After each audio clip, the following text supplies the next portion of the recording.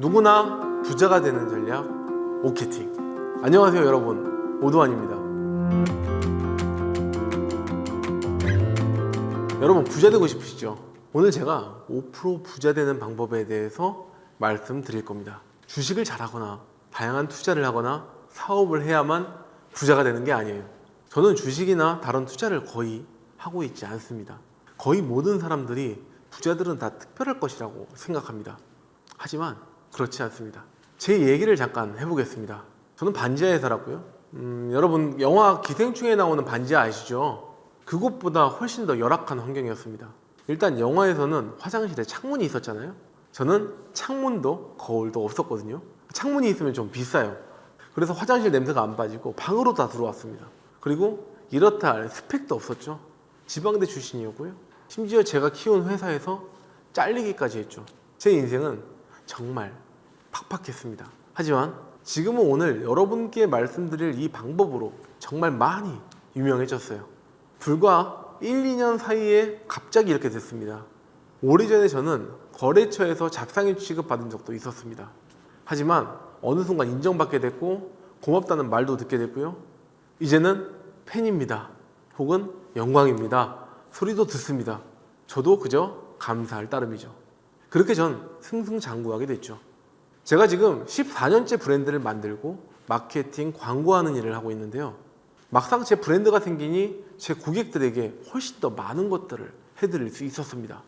적자를 보면서 할 수는 없잖아요. 그러니까 합리적인 비용을 받고 훨씬 더 많은 것을 해서 결과로 증명하는 방식으로 변화했다는 겁니다.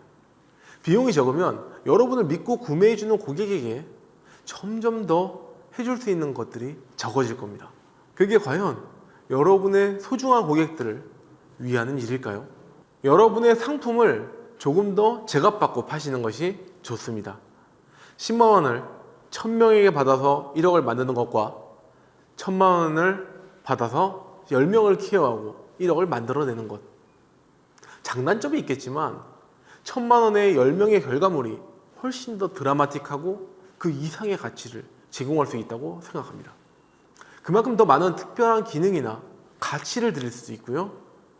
결과도 훨씬 더 좋을 테니 입소문은 빠르게 퍼져나갈 겁니다. 상상해 보세요. 지금 여러분이 팔고 계시는 무언가가 지금의 10배, 100배 이상의 가격에 팔릴 수 있다면 어떨까요? 그것도 알아서 찾아와서 사겠다고 줄을 선다면요. 생각만 해도 기분이 좋지 않나요? 네, 기분은 좋았는데 이건 말도 안 된다고 느껴지시죠? 그런데 그 말도 안 되는 일들이 세계 곳곳에서, 아니 가까운 인근에서도 계속 일어나고 있습니다. 제가 의료계 쪽도 많이 컨설팅하고 브랜딩하고 있는데요. 어떤 분들은 똑같은 3분간 시술로 3,000원을 받고요. 어떤 분들은 5만 원을 받습니다. 시술 명칭도 같고 사용하는 장비도 같아요. 그런데 가격 차이가 납니다. 그럼에도 불구하고 5만 원 시술에는 사람들이 줄 서서 예약을 하고 3,000원을 받는 데는 환자가 거의 없어요. 13배가 넘는 돈을 내면서도 우리는 그곳을 찾습니다. 왜 그럴까요? 구두나 맞춤 정장을 예로 한번 들어볼까요? 어떤 곳에서는요, 3벌에 95,000원에 파는데도 사람이 별로 없습니다. 어떤 곳은 한 벌에 99만 원에 파는데도 줄을 서서 예약합니다. 심지어 거리가 더 멀어도 찾아가서 구매합니다. 음식점도 마찬가지죠. 짜장면을 하나 먹더라도 3,500원짜리 짜장면집이 있고 유명한 짜장면집은 15,000원씩 합니다. 요리로 들어가면 가격 차이는 10배 이상 나죠. 객단가도 차이가 있지만 마진율에서는 엄청난 격차가 벌어집니다. 그런데도 줄 서서 먹으려고 합니다. 커피숍도 동네 1,500원짜리 아이스 아메리카노도 있지만 특정 브랜드에서 5,000원 이상의 커피를 더 선호하죠. 3배 이상의 격차가 나는데도 말이죠.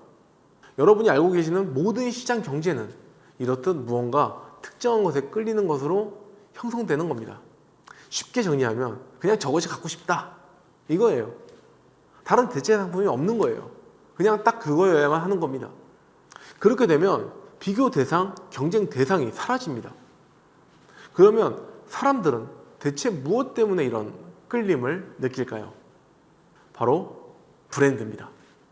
이제 브랜드라는 개념을 이해하셔야 합니다. 우리는 브랜딩이 잘 되어 있는 곳에 끌린다는 겁니다. 브랜드는 기업들만의 이야기가 아닙니다. 이 영상을 보시는 분 중에서는 기업 대표님도 계시겠지만 관리자급 임원, 직원, 프리랜서 다양한 분들도 계실 거라 생각합니다. 누가 됐든 간에 결국 퍼스널 브랜드를 빼놓고 가격을 논할 수가 없습니다. 가격은 사장도 정하겠지만 정확하게는 시장이 정하게 됩니다. 시장이 비싸다고 판단하면 판매량이 저조할 거고요. 시장이 싸다고 판단하면 판매량은 올라가게 될 겁니다. 가격이 싸다고 되는 게 아니라 시장이 봤을 때 싸게 보여야 합니다. 얼마 전에 제가 코로나 소상공인 지원으로 오도안의 티타임이라는 유튜브에서 한 달에 한 곳 무료 컨설팅을 하고 있습니다. 그때 한 무인 스터디 카페 사장님을 컨설팅 해드렸었는데요. 요즘은 독서실이라고 안 하고 스터디 카페라고 하더라고요. 그분은 시장 가격보다 훨씬 더 저렴하게 받고 계셨습니다. 100시간 이용에 12만 원을 받았어요. 게다가 부대 비용으로 커피에 간식에 무료 사물함에 다양한 것들을 제공하고 계셨습니다. 그러니까 실제로는 100시간에 9만 원도 안 되는 가격을 받고 계셨던 겁니다. 그런데도 사람들은요, 다른 데보다 비싸다고 했답니다. 그 옆에 경쟁 스터디 카페에서 같은 시간에 만 원 더 싼 11만 원을 받고 있었거든요. 경쟁 상대보다 실제 마진은 더 적은데도 이용료는 더 비싸게 보이고 있었던 거죠. 심지어 사장님이 직접 가게에 매일 출근해서 설문조사도 하고 문제점을 찾기에 안간힘을 쏟았다고 합니다. 빚을 다 끌어와서 오픈했는데 적자인 상태를 4-5달 겪으니까 정말 죽겠다고 하시더라고요. 그런데 그분이 영어 강사에 번역까지 하셨다고 하더라고요. 그래서 제가 어차피 매일 출근해서 그곳에 계시는 거면 학생들이나 직장인들 영어 질문을 좀 받아주고 코칭을 무료로 도와주라고 알려드렸습니다. 그리고 산소 발생기 3-4만 원짜리 3-4개 설치를 해서 산소를 좀 채워주고 청결함과 집중력으로 어필을 하라고 말씀을 드렸죠.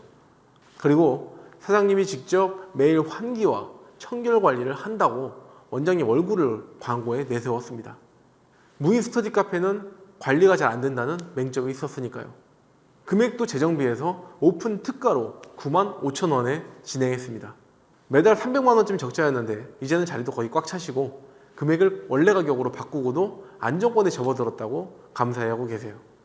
인근 지역에 저곳이 관리가 잘 되는 곳, 저렴한 곳, 혜택이 많은 곳, 집중이 잘 되는 곳이라는 브랜드가 성립된 겁니다.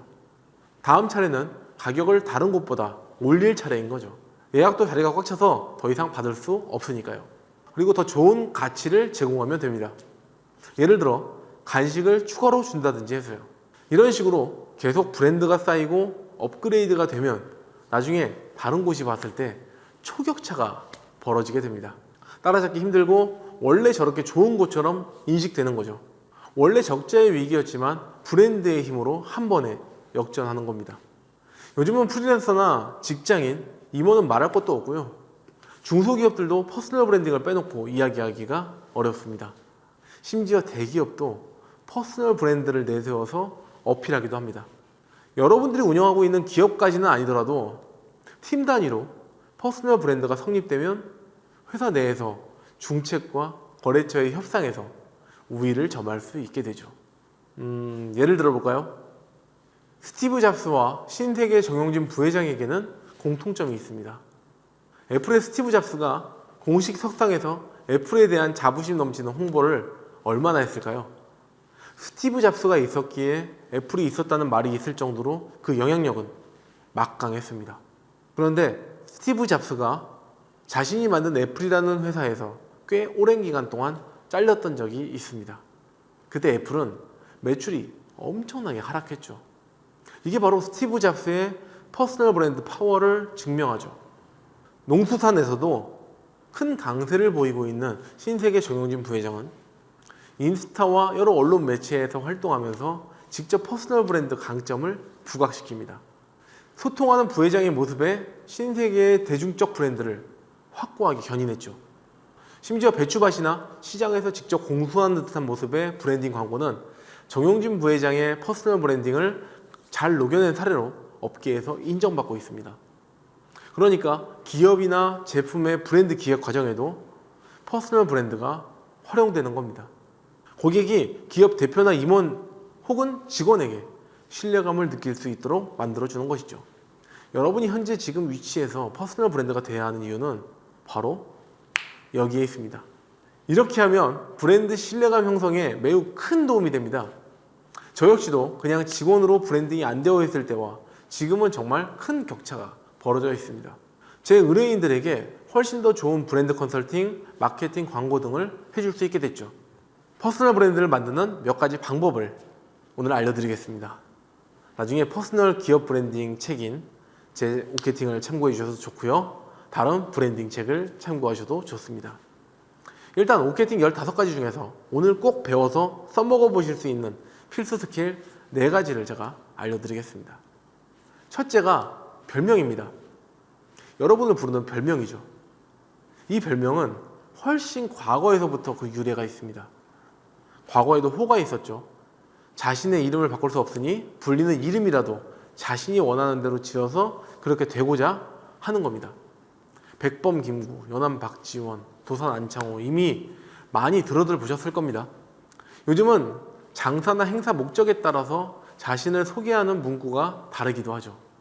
저 같은 경우에도 머리도 빛날환, 머리가 빛나는 헤드라이터 오두환입니다 라고 해서 머리가 겉만 빛나는 게 아니라 속이 빛난다고 어필하죠. 때론 오인슈타인이라는 별칭으로 아인슈타인의 상대성 이론과 그의 두뇌를 본받으려 한다라고 어필을 합니다. 그래서 브랜드 상대성 이론이라고 국제 논문을 작성 중이죠. 여러분의 별칭은 반드시 필요합니다. 그래야 다른 곳에서 여러분이나 기업을 이야기할 때 확실히 각인시켜 줄 수가 있으니까요. 국민 MC 유재석, 하로로 하하, 개통령 강영호, 집밥 백선생 같은 느낌 어떠세요? 불리고 싶은 이름으로 하나 지어보세요. 재밌으면 더 좋습니다. 둘째는 슬로건입니다. 별칭에 바로 이어서 슬로건으로 뒷받침하는 겁니다. 이름만 지으면 의미 전달력이 떨어질 수 있어요. 물론 매우 유명해지시면 굳이 수식어를 붙이지 않아도 되겠지만 시작 단계에서는 슬로건을 붙이는 것이 좋습니다. 제가 단순히 헤드라이터입니다, 오케팅입니다, 오인슈타인입니다 라고 하면 이해가 안 되실 거예요. 그래서 설명이 필요한 겁니다. 짧게 한 줄로 요약할 수 있어야 돼요. 그러니까 네이밍을 뒷받침할 수 있는 슬로건을 짜서 여러분이 있는 공간에 모든 이들에게 각인시켜 주세요. 그러다 보면 어느 순간 수식어를 빼야 할 타이밍이 보이게 되실 겁니다. 제가 운영하는 유튜브 채널 오두환 TV에서는 모두의 발전을 위하여 모발 하고 끝납니다. 그런데 다짜고짜 모발 오두환입니다 라고 하면 어떤 느낌일까요?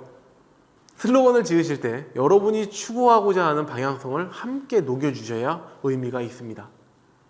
여러분이 보이고자 했던 이미지와 프로페셔널함이 연상돼야 좋은 슬로건입니다. 셋째는요, 시나리오입니다. 여러분이 그간 살아왔던 길은요, 100이면 100 다 다릅니다. 절대 결단코 같을 수가 없어요.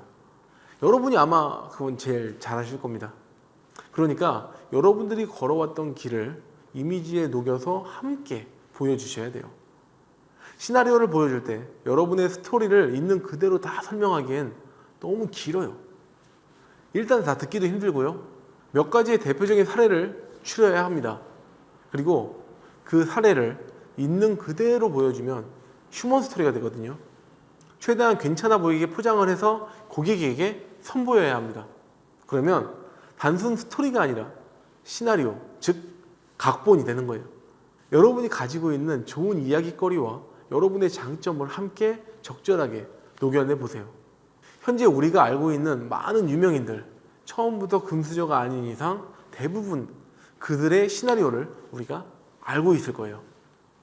바로 그런 것을 알리면서 퍼스널 브랜딩이 시작되기 때문에 그렇습니다.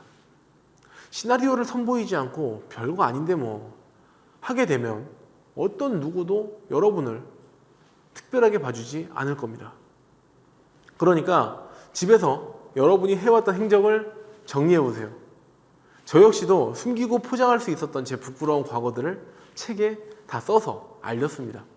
이런 것을 알리지 않으면요, 원래 저 사람은 특별하다라고 생각할 수 있거든요. 사실 그럴싸하게 대학원 나오고 막 포장할 수도 있었는데 그냥 지방대 졸업생으로 두었습니다. 그런데 현재 저는 그럼에도 불구하고 대학교 초빙 교수로도 활동을 하고 있고 다른 대학교에서는 제 책이 마케팅 교재로 선정이 됐어요. 여러분도 이렇게 하시면 충분히 잘 해낼 수 있을 겁니다. 기업 대표라면 연역과 실적을 나열해서 시나리오로 풀어내세요. 아닌 분들은 당장 나만의 공간인 홈페이지 또는 블로그 등의 매체, 그런 것이 없으면 나의 자기소개서나 경력 기술서에라도 4개 쓰기 메일함에라도 여러분의 행적을 낱낱이 기입하고 포장해 보세요. 훨씬 더 여러분의 퍼스널 브랜딩에 도움이 될 겁니다. 이때 순서는 이렇게 한번 해보세요. 목표를 밝히고 문제가 있음을 시사하세요. 노력하려는 모습을 보이고 그리고 그 위기를 맞이한 모습을 그려보세요. 기회를 발견했고 시도하는 모습도 적어보세요. 결국 극복하며 얻어진 깨달음과 전략을 정리해서 알려주시면 아주 좋습니다. 목표, 문제, 노력, 위기, 기회, 시도, 극복, 전략. 이 8가지 순서입니다. 꼭 따라서 적용해 보세요. 자, 지금 코로나 때문에 많이 힘드시죠? 이게 끝날 듯 하면서도 계속 이어지네요. 저도 코로나 대위기로 잘 다니던 회사에서 잘렸습니다. 1년 반 정도 됐나요? 불과 이 짧은 시간에 저는 적자인 사업으로 강제 창업해서 지금은 10개가 넘는 사업을 운영하고 있습니다. 브랜딩 회사, 광고 회사, 언론사, 출판사, 협회, 대학, 병원 네트워크, 화장품 제조, 후원 사업 등등이요. 저는 특별하지 않았지만 이 오케팅과 브랜딩으로 특별해져 가던 과정을 거쳐서 결국 특별한 가치를 주는 사람이 되었습니다. 앞으로 여러분들이 현재 계신 곳에서 더 큰 가치와 좋은 결과를 내시려면 퍼스널 브랜딩이 지금 당장 필요합니다. 모두의 발전을 위해서 모발! 감사합니다.